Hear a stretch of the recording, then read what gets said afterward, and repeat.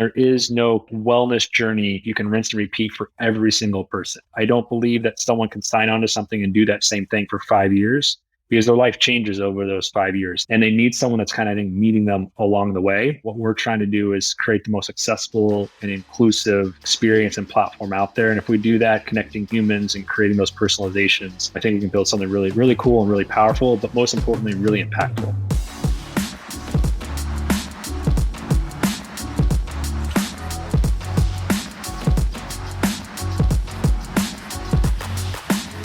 Welcome back to the Fitt Insider Podcast. I'm your host, Joe Veneri. Today I'm joined by Nathaniel Jewell, founder and CEO of Recess.tv, a platform helping fitness professionals launch and scale digital businesses.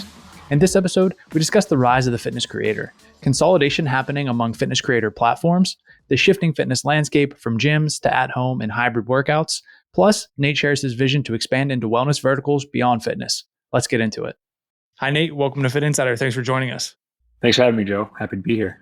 Yeah, excited to chat today. Certainly a lot going on, not only in the fitness industry, but in like your sector of the fitness industry.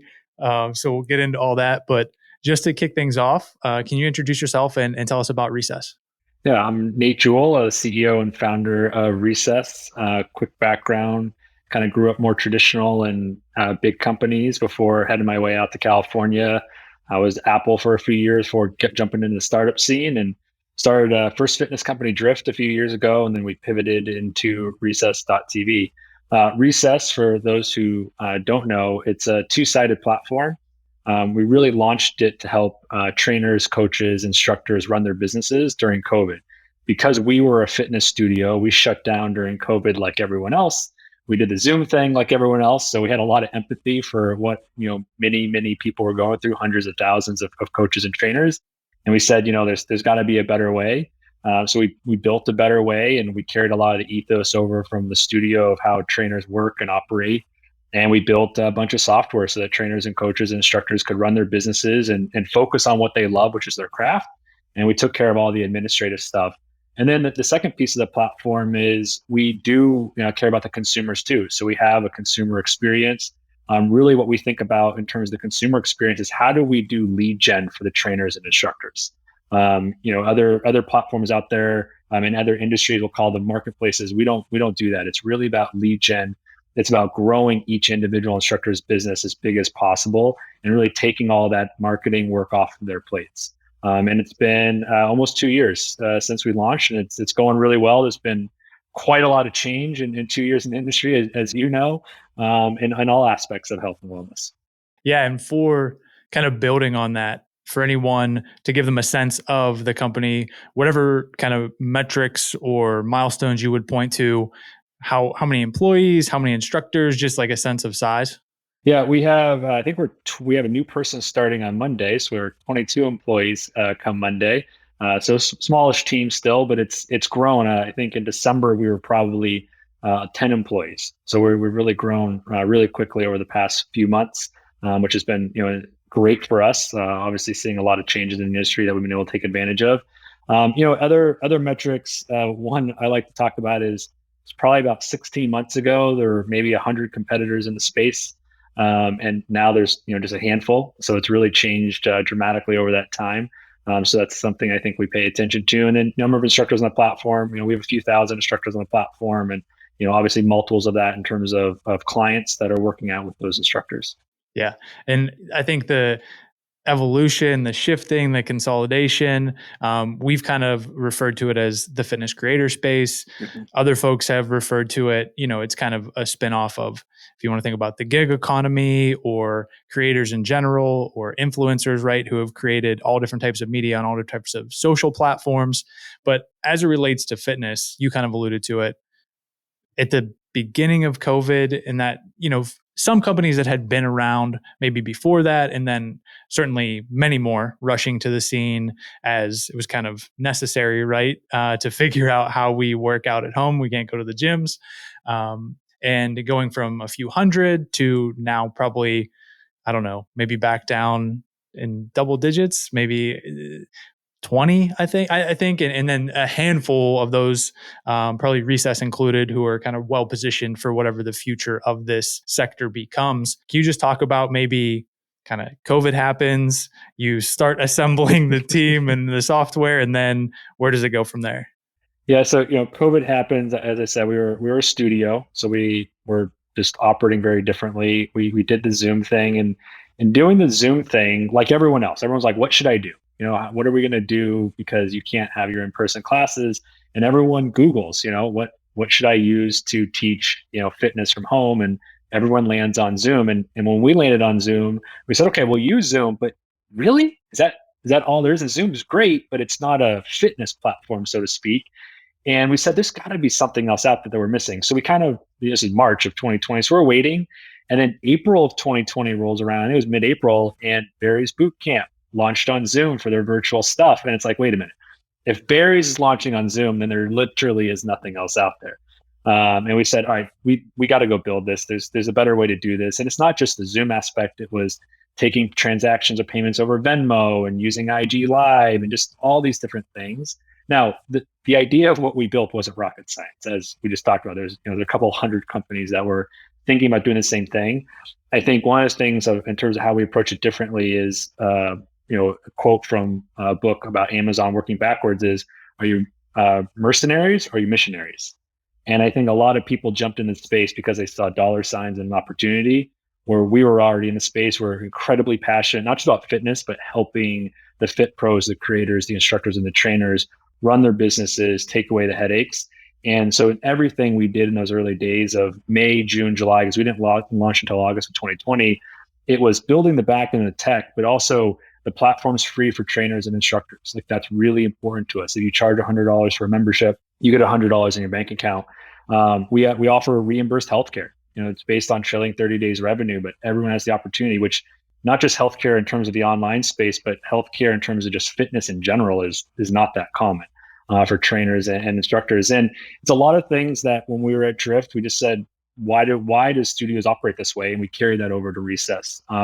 So in building it, it was a lot of those ethos, and then also a totally different team in what coming about. So found my CTO and co-founder, Thomas, who's probably the most genius engineer I've ever met, just through a chat forum. And I was looking for someone to build a prototype. And he's just like, yeah, I'll build this for you. And we spent 10 days on it. And then all of a sudden, here we are together. So it's the crazy times of having done a couple of startups, and it was that startup journey all over again. And it's been a wild ride, and you're starting to see the dust settle, as we just said, in the industry, and really, really excited about kind of what the future holds. Yeah, we had talked about this before, and you kind of mentioned it again there, that as you get into, you're kind of looking around, I think like everybody, right? It was like, 2-week lockdowns. We're flatten the curve 2 weeks, and then 2 weeks is 2 months, and 2 months is 2 years. And here we are. But even at the onset, you were kind of heads down building and figuring out like, hey, if we were to reverse engineer this, like what would it look like? Whereas I think a few things kind of happened across other companies in the space. It was like, how do we build these kind of tack on features to Zoom, which is like, how do we improve this process, onboarding people, paying people, community or feedback, features on top of Zoom?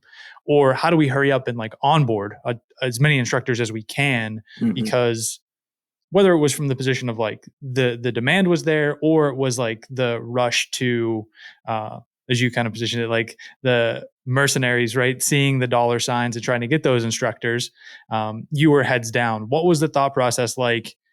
Hey, this is not a short-term thing. We need to build a sustainable product. And how did that inform, like, setting out with the team to do that?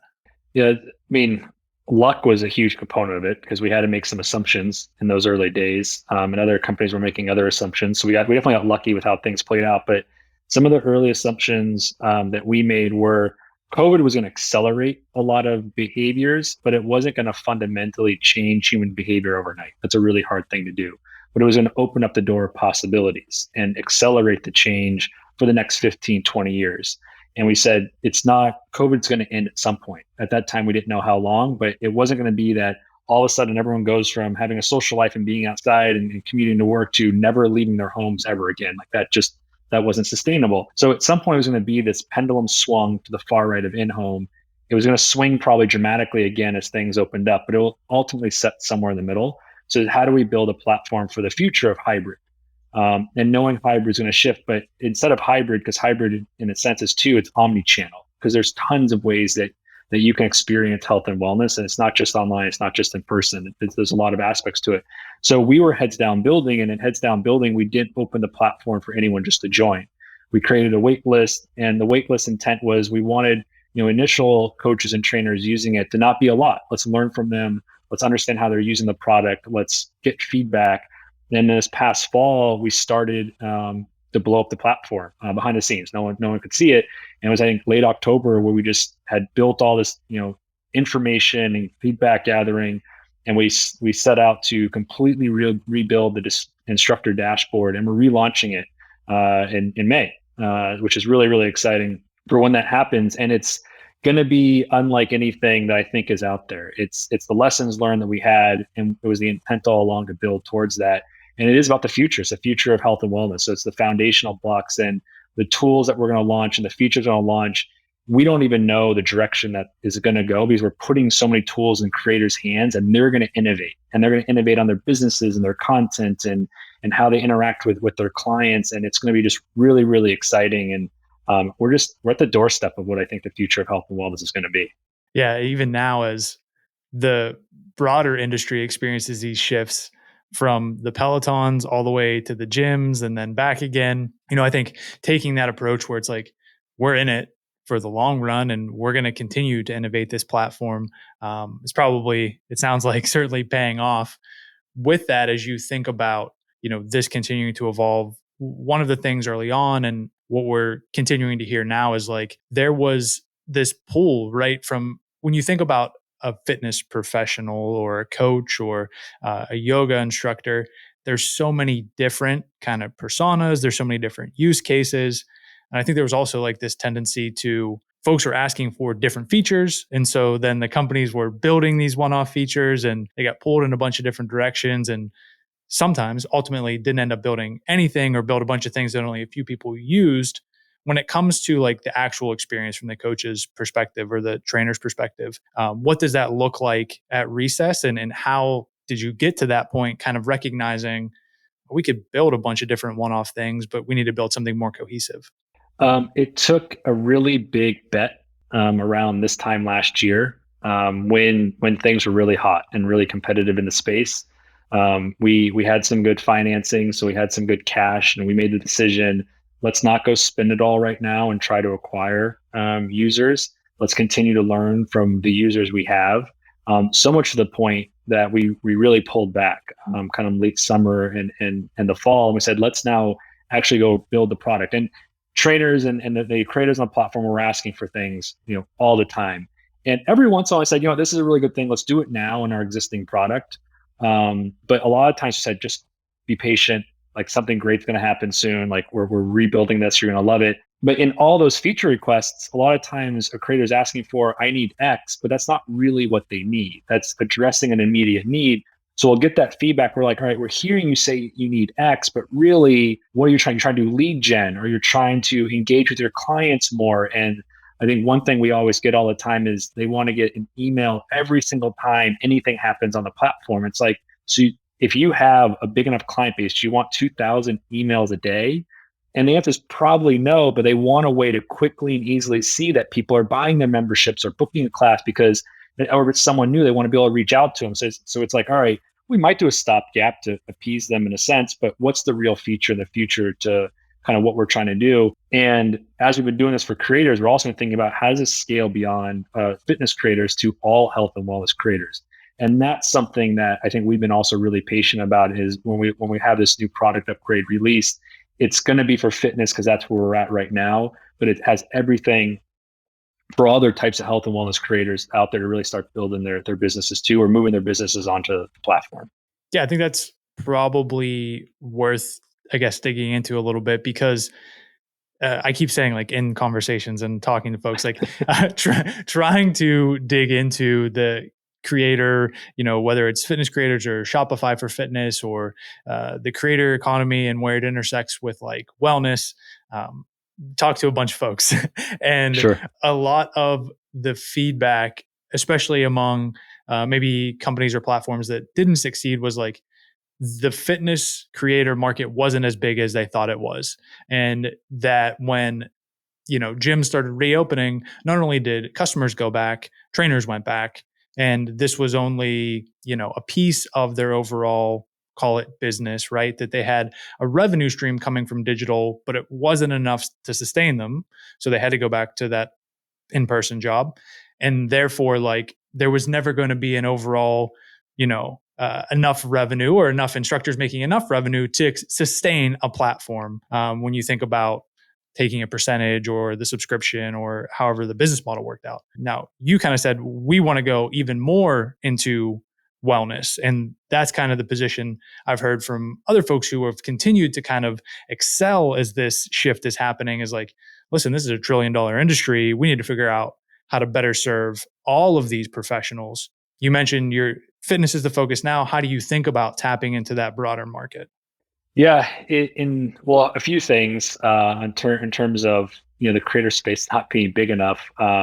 It's funny because there's 500,000 identified fitness creators out there right now that are doing really really well in aggregate. But if you rewind at any point in time when creators or gig economies were happening, I mean, when Airbnb launched, was there an industry? Did anyone think it was going to be $1 billion opportunity? Or when all the food delivery companies, same thing. So I think we're at the beginning of something that's been going on for a long time, but COVID has changed a lot of things, and the future of creators is big in our minds because it's not just about the creators that exist today. It's about everyone that's younger, that as they're coming out of high school and college, it's a future, it's a real business opportunity, it's a real career path that they can have, and how can we build those tools for them as it relates to fitness specifically. Fitness by itself is absolutely big enough, but to your point, fitness is a piece of a pie, and health and wellness is, I think, really where consumers' minds are at. And fitness is only one component of health and wellness. You have nutrition, you have sleep, you have mindfulness. You can even add spirituality to it. You can add, contemporary healthcare, so like not your traditional medicine. There's a lot of aspects when it comes to health and wellness, and companies are right now attacking health and wellness in these circles of those buckets: sleep, nutrition, fitness. But consumers aren't attacking them in that way. It's not like you have a group of consumers who only think about sleep and a group of consumers who only think about nutrition. And the younger the consumers are, the more they care about their overall health and wellness, and the more they want it personalized. I think that's something that's really interesting. I was reading a report that 88% of consumers want personalized health and wellness plans, health and wellness journeys. So as we take a step back and we've been focused on fitness, we think about, well, there's creators all across the space, from physical therapy to nutritionists, et cetera. So how do we serve all of them? But how do we serve all the consumers? And consumers coming in, where are they coming in? Have they been doing CrossFit forever and they're really good on the exercise, but they need help with nutrition or sleep? Or have they been really good about nutrition, but they've never exercised in their life? And you have to really understand where the consumer is coming in at, and then adjust their wellness journey to where they are now, but also the future of where they're at. If they're 25, what they're going to need right now is going to be very different than when they're 35. If they're a woman that's 25 and later on has kids, their journey is going to change. And how do we meet them at every piece of that journey? How do we predict things along that journey? But then also how do we personalize it? And the way we personalize it is we're not the ones creating the content. We're just creating the platform, the system, the tools. And it's all these creators who are going to deliver very personalized things, that authenticity, the customization. They're going to know their consumers really, really well, and they'll adjust. They're going to know that their clients are on vacation, or their clients just had an injury, and the fitness creator can recommend a nutritionist if they aren't trained. Or they could recommend the sleep person through the network and the platform we're building. And it's really exciting because I think people talk about it a lot, but no one's done it because it's an overly wildly complex problem. It's kind of like Adrian at Forward.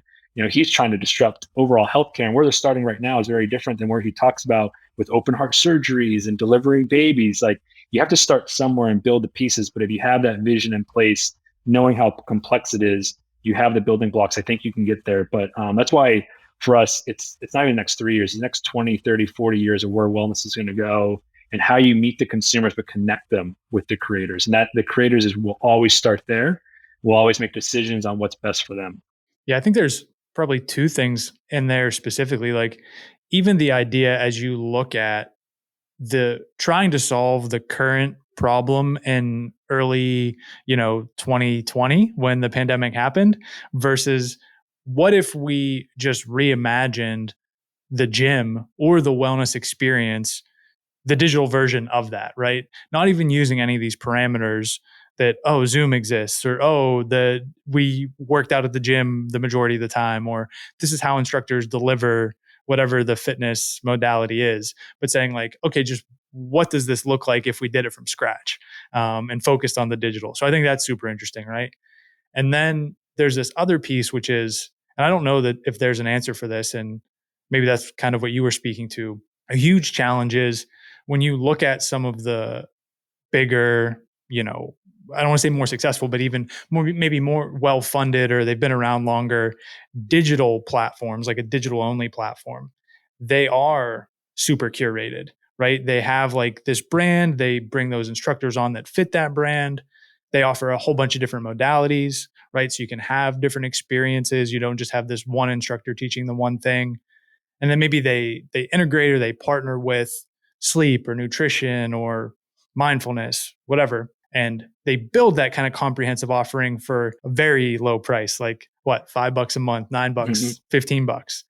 How do you think about that from like me joining, and I'm basically subscribing to one person who does one thing, but wellness is all these different things?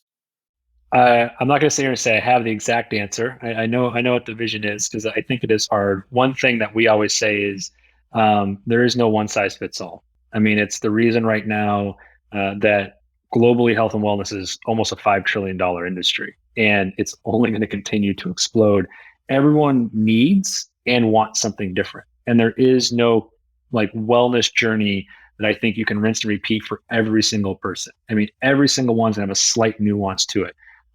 Is someone exercising and they have diabetes? Someone just break their leg? I mean, there's gonna be all these changes.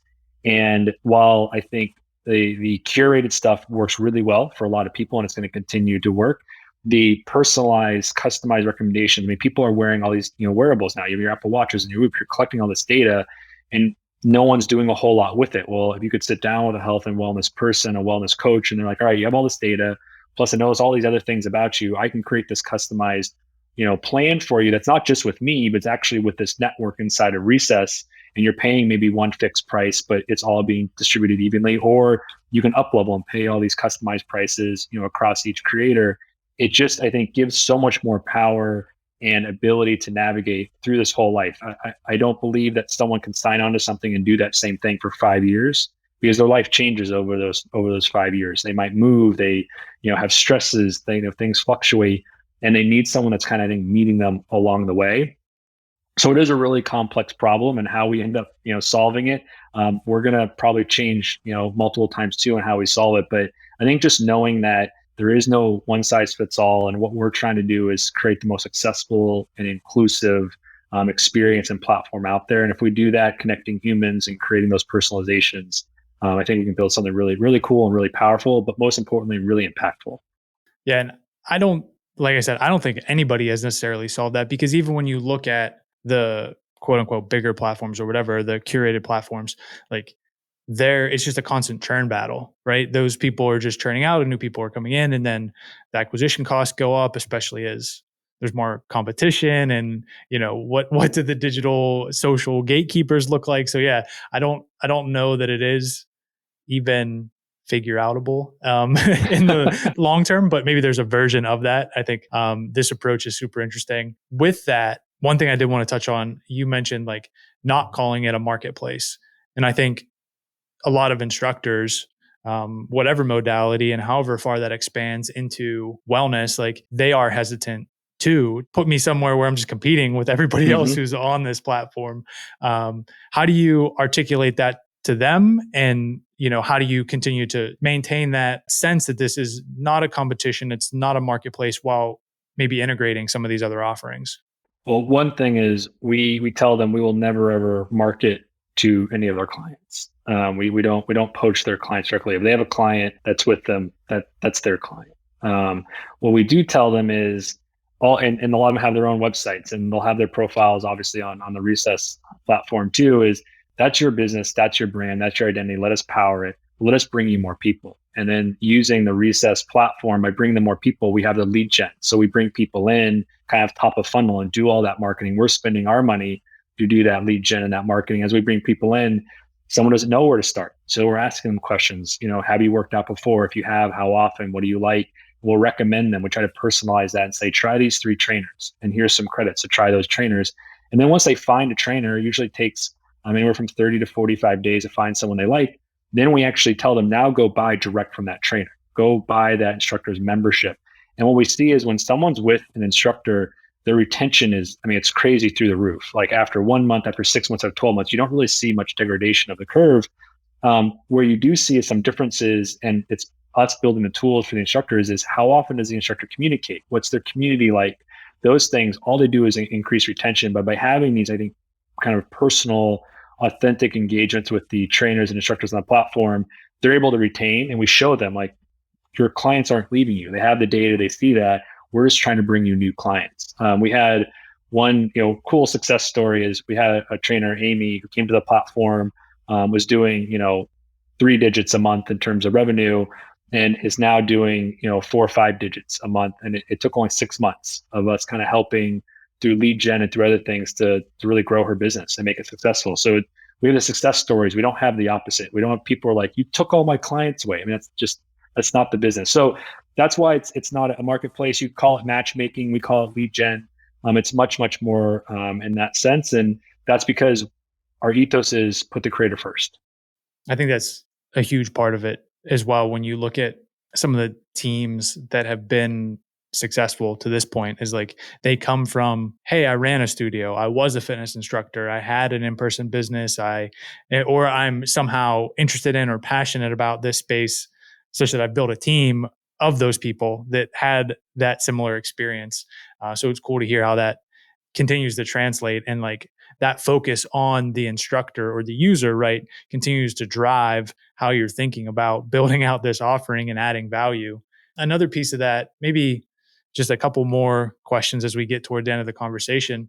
The idea that, a fitness professional or any type of wellness coach, even if we expand kind of the umbrella, they know what they know. They are passionate about the craft. They enjoy helping people live and achieve a healthier lifestyle, but maybe they don't know the marketing piece. They don't know the business piece. They certainly don't know the technology piece. How are you solving for that? You mentioned like the lead gen, which is huge, making sure they get clients, and maybe them wanting to get notifications whenever anything happens on the platform to have a handle on the business, but telling them like, hey, this is how maybe you want to deliver something, or this is the workflow of emails or cadence of check-ins, or so on and so forth, as you think about just like the basic business functions of that.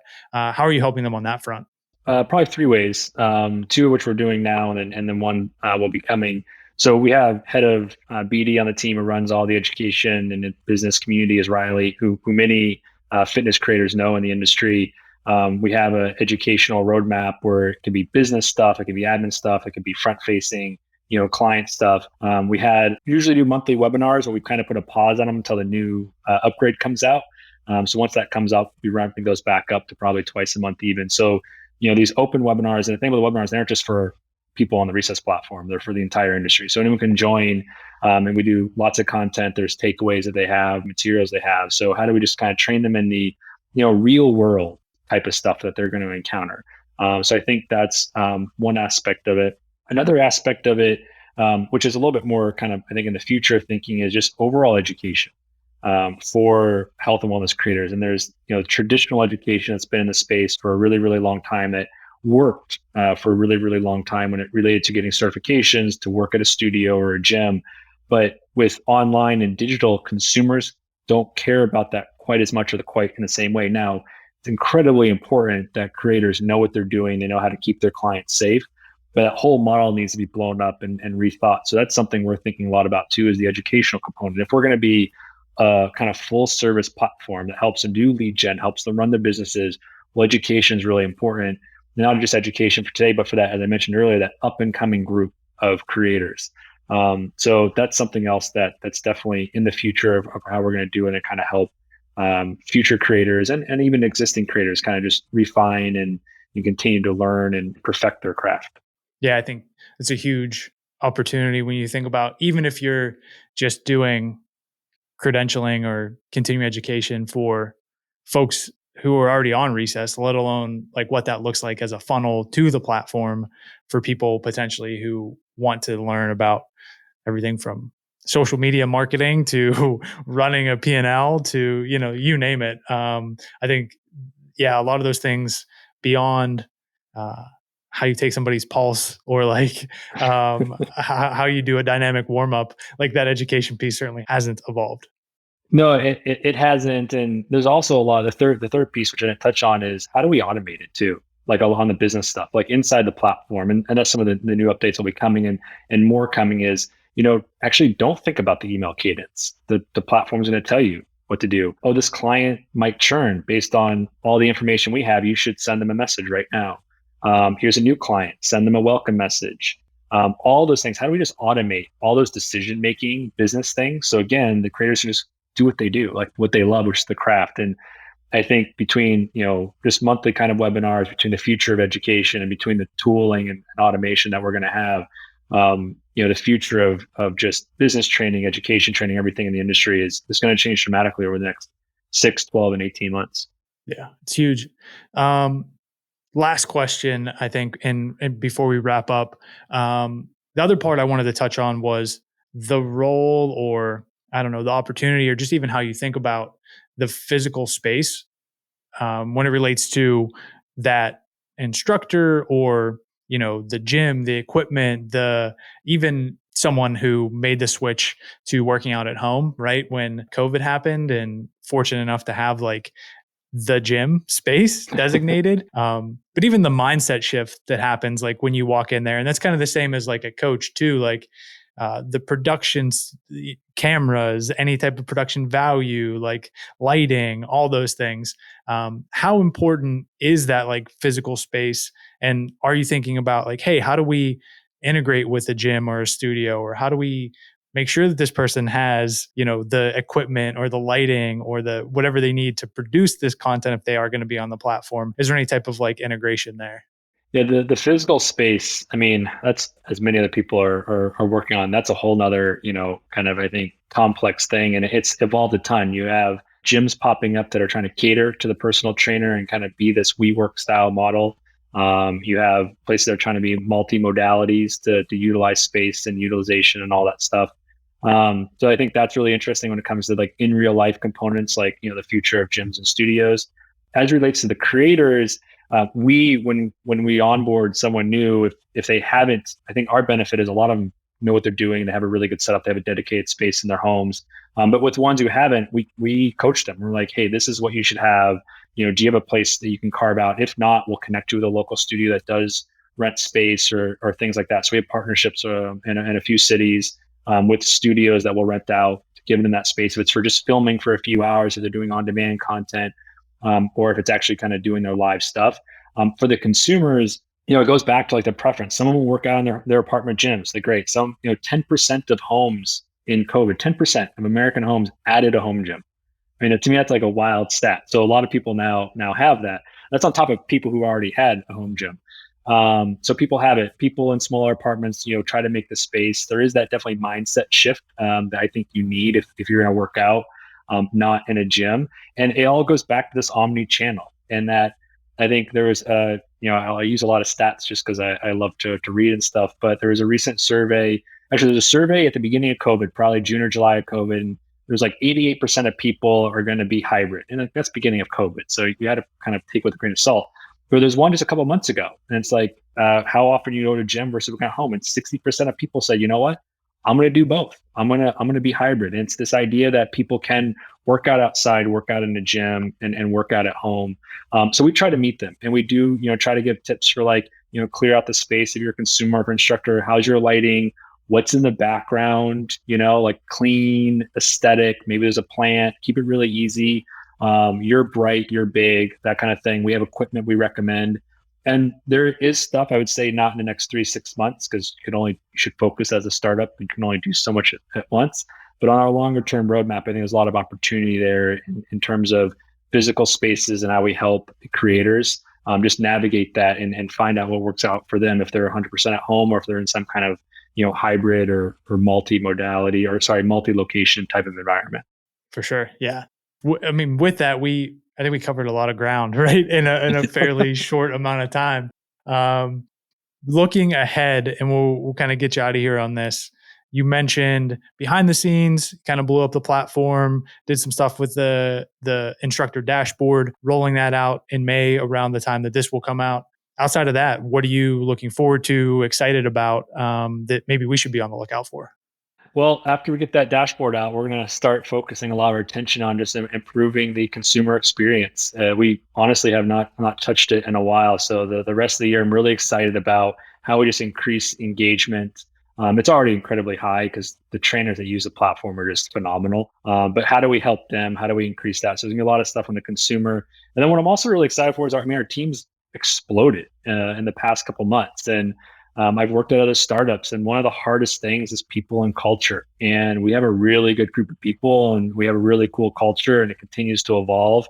So just seeing how our team grows, and heck, 4 months from now we'll probably double again. The growth has been really good, so there's a lot of growing pains. So I think there's obviously the product facing stuff is always going to be exciting in the future of where we're going, but there's an internal side. There is a big team behind this that is incredibly passionate. It's a team full of studio owners, a team full of trainers. It's everyone that's doing everything on their own for health and wellness too. So it's a couple of things. Yeah, super exciting. We'll definitely keep tabs on it. Website, social, where should folks follow along? Where would you point them? Yeah, website of course, recess.tv, easy places to go. We have an Instagram, we recess. It's another place to go. And if you need to get in touch with me or anything, I'm on LinkedIn, Twitter, Instagram, all those places. Awesome. It was great chatting today. Super excited about the conversation. And yeah, thanks for joining us. Thanks for having me, Joe.